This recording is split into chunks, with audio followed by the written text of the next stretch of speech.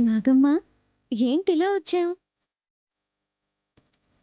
ఏమైంది? ఎందుకంత కోపంగా ఉన్నావు? ఎవరో నీకు కోపం తెప్పించారు. అందుకే వారి సంగతి చూద్దామని వచ్చావని అర్థమవుతుంది. ఈ ఇంట్లో ఎవరైనా చెడు పనులు చేయాలని చూస్తే అడ్డుకోవడానికి నువ్వు వస్తావని నాకు తెలుసు. కానీ ఇప్పుడిక్కడ ఏం జరిగిందో నాకు తెలియదు. ఈ ఇంటికి నీ అవసరం ఖచ్చితంగా ఉంది. ప్రస్తుతానికి నువ్వు వెళ్ళిపో. నువ్వెప్పుడు రావాలో నేను చెప్తాను. కృష్ణ ఎవరితో మాట్లాడుతుంది? చూద్దాం పదా, బయట ఎవరో ఉన్నట్టున్నారు. నువ్వు లేకపోయుంటే నేను పెద్ద పెద్ద గండాల నుంచి తప్పించుకునేదాన్ని కాదు. మా అమ్మ మీద నా మీద నీ కృప ఎప్పటికీ ఉంటుందని నాకు తెలుసు. అందుకే నువ్వు బయలుదేరు తల్లి.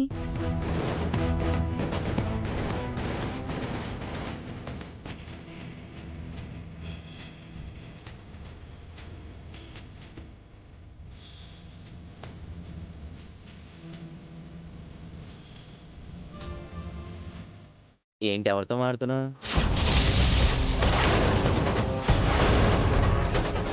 ఒక్కదానివే ఉన్నావు? ఎవరొచ్చారు? మీకు అలా అనిపించిందా? నేను ఎవరితోనూ మాట్లాడటం లేదే. అబద్ధం చెప్పకు. ఎవరితోనో మాట్లాడుతున్నావు, అది మేం చూసాం. ఏమైంది? ఏమైందా? మేము చూసే సమయానికి ఎవరితోనో మాట్లాడుతున్నట్టు కనిపించింది. ఏం మాట్లాడిందో సరిగ్గా వినమలేదా? వచ్చి చూసేసరికి ఇక్కడ ఎవరు లేరు. ఏయ్, నిజం చెప్పవే నువ్వు. అర్చనా, నాతోనైనా చెప్పమ్మా. నేనెవరితోనూ మాట్లాడటం లేదు అంకుల్. నాలో నేనే మాట్లాడుకుంటున్నాను.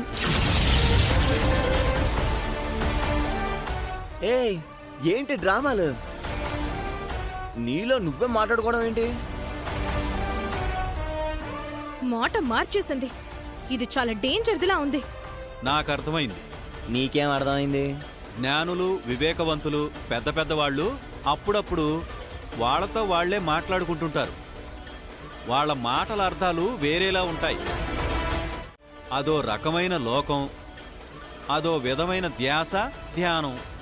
అబ్బా, ఇప్పుడు అర్చన చేసింది కూడా అటువంటి విద్యే. బావా, నువ్వు మందు కొట్టావా ఏంటి?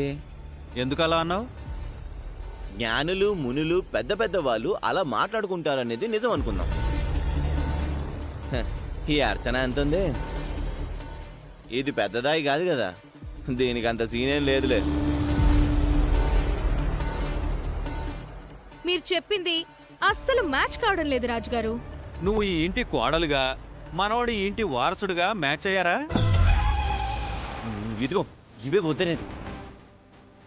చూడండి, ఏ పుట్టలో ఏ పాముందో తెలీదు అన్నది ఎంత నిజమో, ఇటువంటి పిల్లల దగ్గర ఎంత జ్ఞానం ఉందో మన ఊహకు కూడా అందదు అనేది కూడా నిజం. ఎవరిని తక్కువ అంచనా వేయకండి.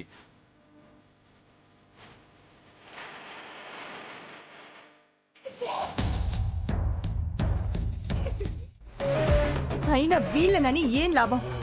ఆహ్వానిస్తున్న ఆ పెద్ద మనిషిని అనాలి. మొత్తానికి అందరూ కలిసి శ్రీకర్ మనసు మార్చి మరో పెళ్లి చేసుకోవడానికి సిద్ధం చేశారన్నమాట.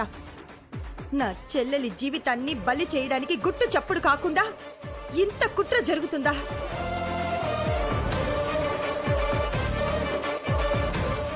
ఎన్ని గొడవలు జరిగినా నా బావ నన్ను వదిలి మరో పెళ్ళైతే చేసుకోడు అని గుడ్డి నమ్మకంతో ఉంది నా చెల్లెలు.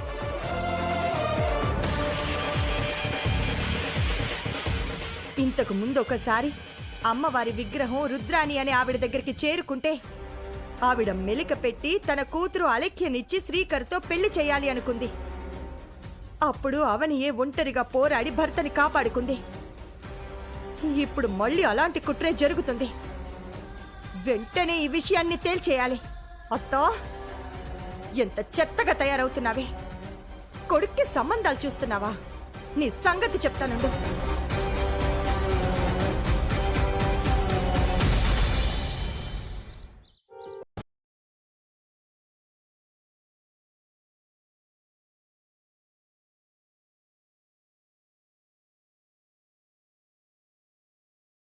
తీసుకో.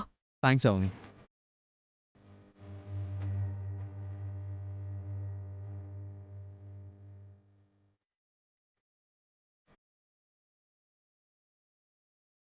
ఇంకేంటి అవని?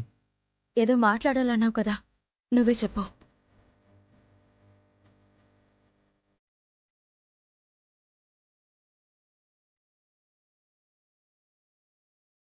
ఇదే మంచి సమయం.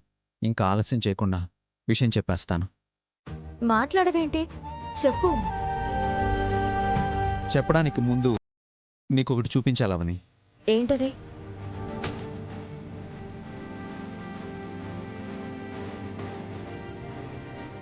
అవని, అవని, అక్క, అవని, సుజాత గారు బాగున్నారా? నీతో ఒక ముఖ్యమైన విషయం మాట్లాడాలి. రా. ఏంటక్క? బయటికి వెళ్ళాలి. రా అవని. అక్క, సత్య నాతో ఏదో మాట్లాడాలని వచ్చాడు. అవునండి. సత్యతో ఇప్పుడు నువ్వు మాట్లాడకపోయినా వచ్చే నష్టమేమీ లేదు. బయటికి రాకపోతే మాత్రం చాలా నష్టం జరిగిపోతుంది. సత్యతో తర్వాత మాట్లాడుకోవచ్చు. అర్జెంటుగా మనం ఒక చోటుకు వెళ్ళాలి. రా. ఎక్కడికక్క? అరే రా.